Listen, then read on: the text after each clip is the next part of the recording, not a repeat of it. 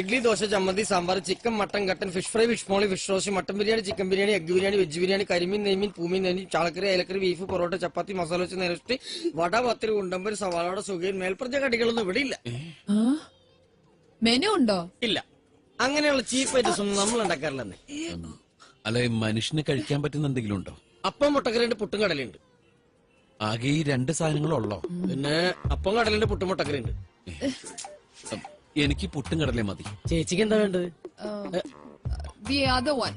Other വണ്ണ വണ്ണൊന്നും ഇവിടെ ഇല്ല. ബണ്ണല്ല, No. മറ്റേ അപ്പം മുട്ടക്കറി. Yeah, that one. അവിടെ 2 ഗ്ലാസ് കൊടുത്തേ. കടിയില്ലെന്ന് പറഞ്ഞിട്ട് നന്നേ മാന്തണ്ടല്ലോ. Oh, disgusting.